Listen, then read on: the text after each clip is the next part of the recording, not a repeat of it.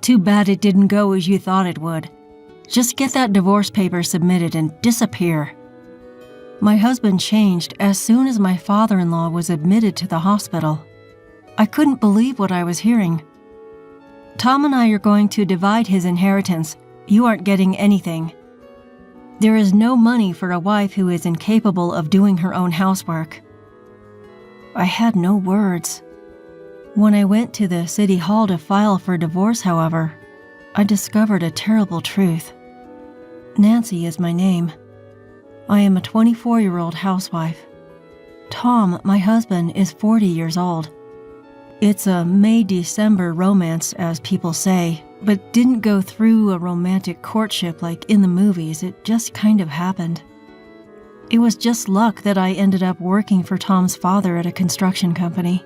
For some reason, the company's president seemed to like me a lot from the start and repeatedly asked me to marry his son. The reason for this was that Tom, who was to become the company's next president, seemed to have no other marriage prospects.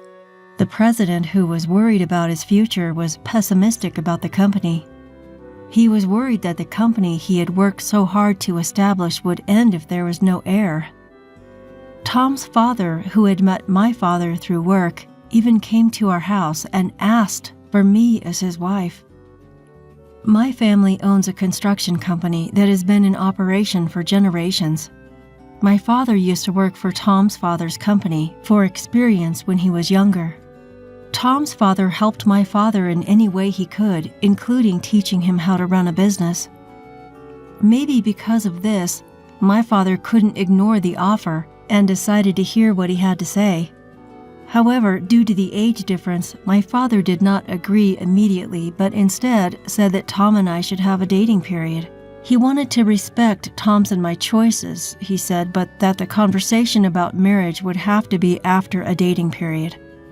Tom, on the other hand, knew that the marriage to me was a condition for taking over the company. So he agreed to this proposal of my father's. I had a good relationship with Tom, and we went on many dates, for dinner, movies, shopping, and so on. After some time together, Tom and I had grown close enough to believe that we would get along fine if we got married. We were officially engaged not long after that.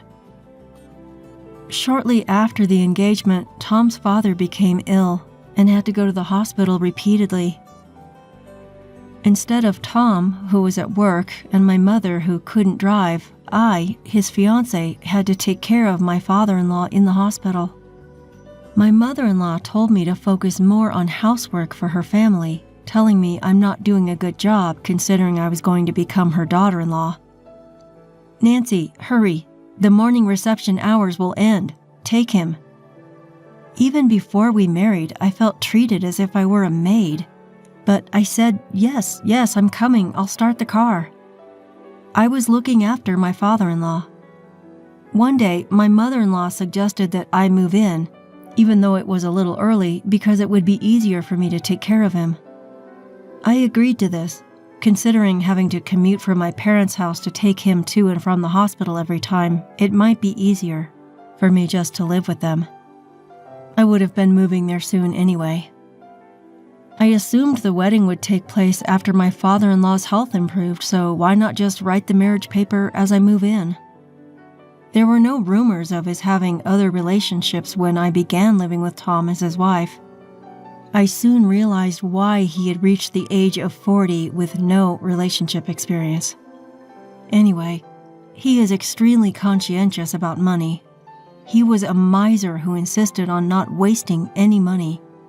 He'd also keep meticulous records of our dates, telling me how much he'd spent on me, how much he'd spent on food and gas. Furthermore, my mother-in-law, who enjoys bullying others, is always next to me, being sarcastic and abusive. No one would dare approach them. Tom was very generous with his mother's spending and said nothing when she spent a lot of money on travel and name-brand goods. I was wondering if he was a mother con who loves his mother so much that he prioritizes her over anything else. To be honest, I thought I made the decision to marry too quickly.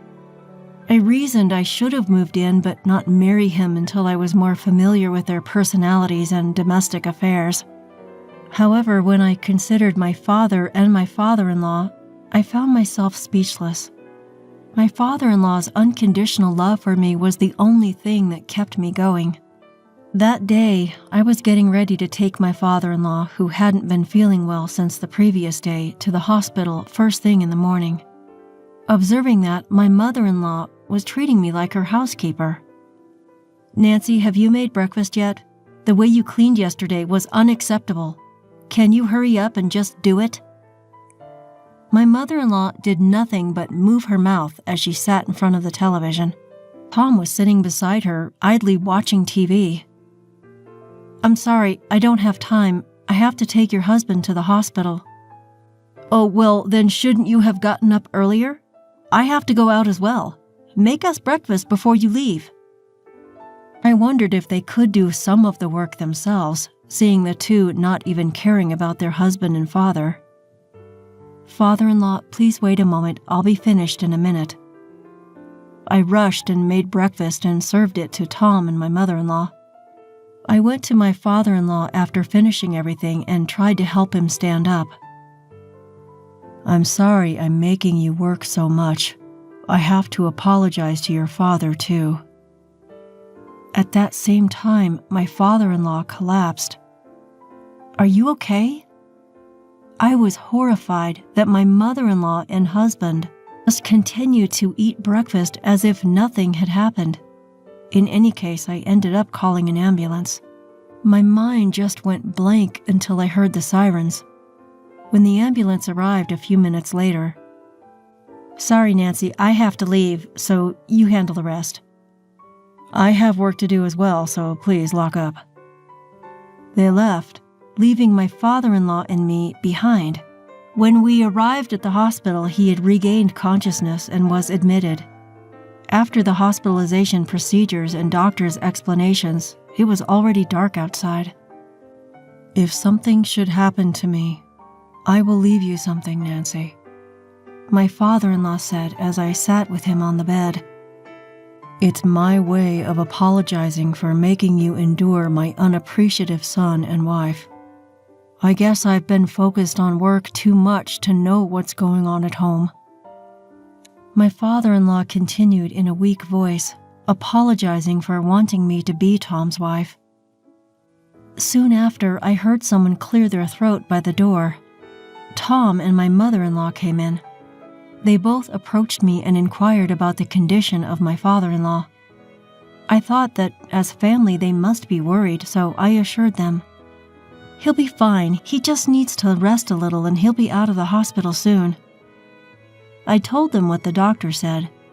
Perhaps it was just my imagination, but Tom clicked his tongue, and it appeared as if my mother-in-law was disappointed. Several days later, when I was getting ready to visit my father-in-law, Tom and my mother-in-law handed me a paper and said, "Once you have filled this in, please go and submit it to the government office."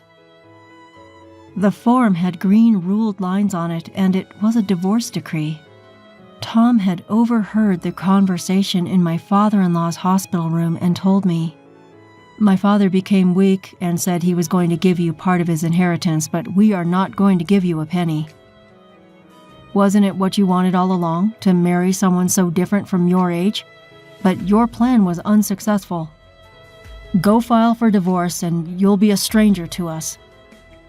He cursed me profanely. What?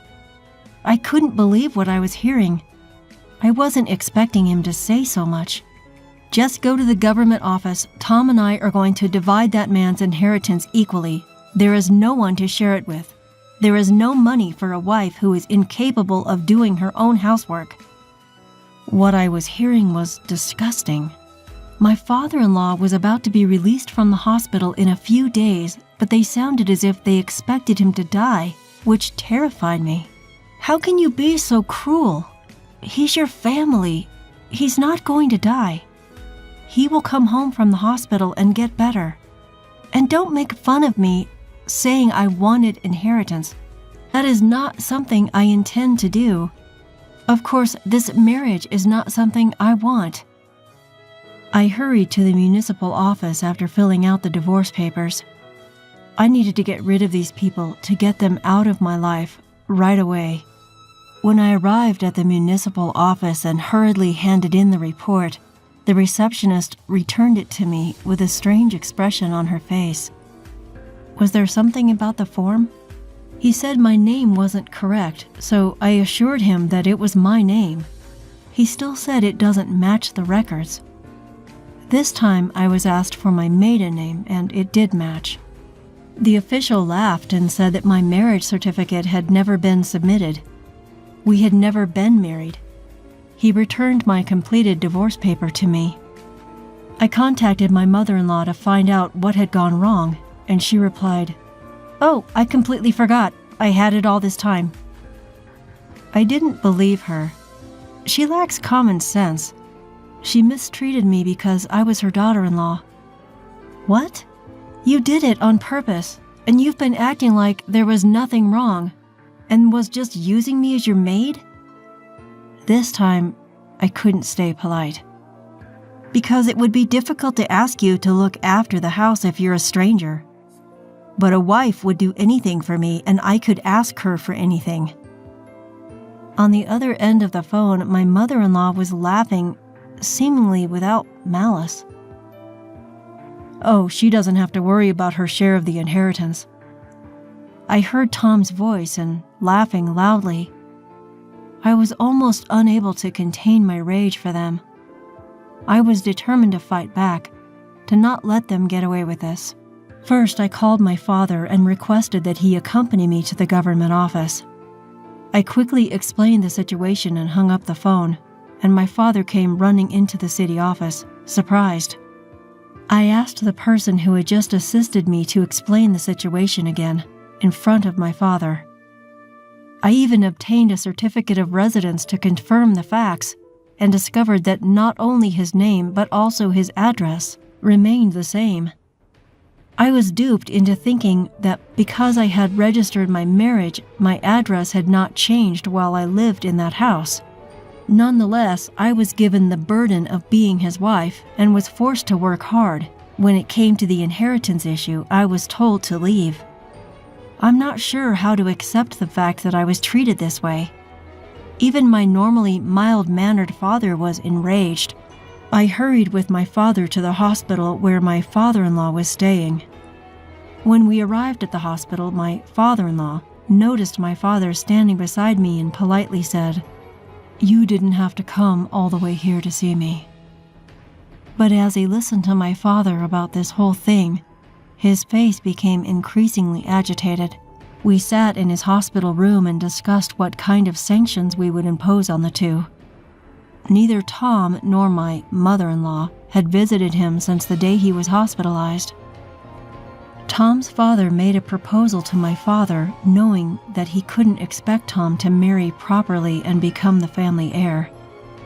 Tom's father wished to entrust my father to succeed his business. Fortunately, Tom's father's business was profitable, so there would be no loss if it merged with or into my father's business.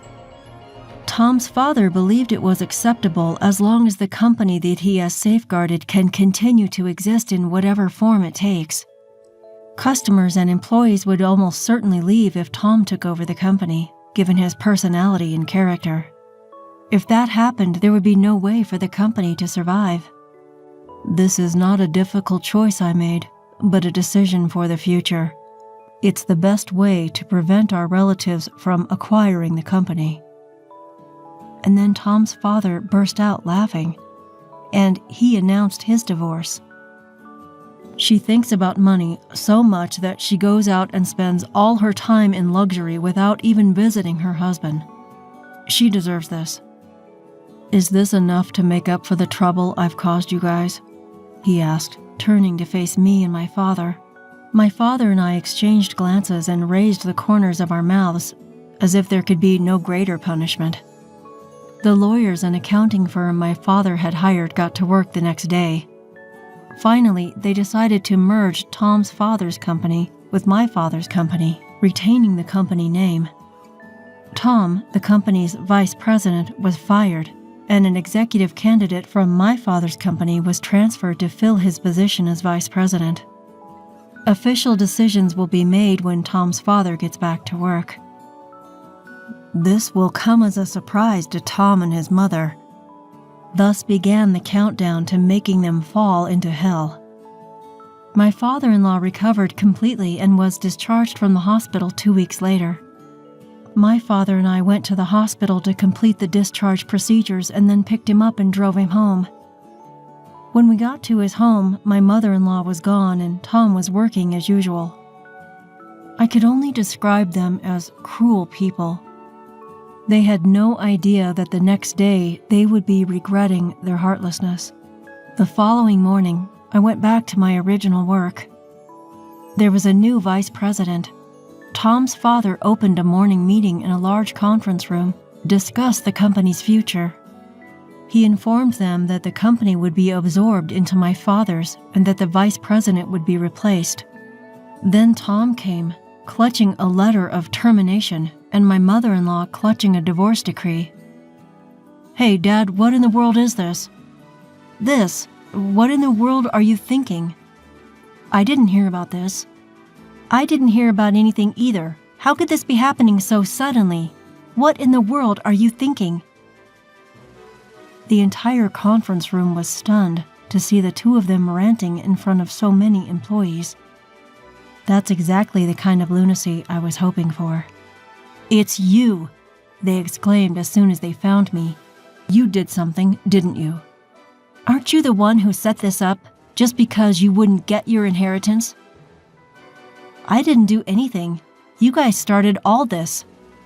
"That's enough. You're bothering me in the morning meeting," a calm voice said. "Get outside." It was Tom's father saying this with a cold stare. Tom and his mother-in-law were kicked out of the conference room by nearby employees. Tom's father apologized to the entire conference room, finishing his story and bringing the morning meeting to a close. Tom and my mother-in-law, who had regained their composure by then, repeatedly asked for forgiveness of me and Tom's father.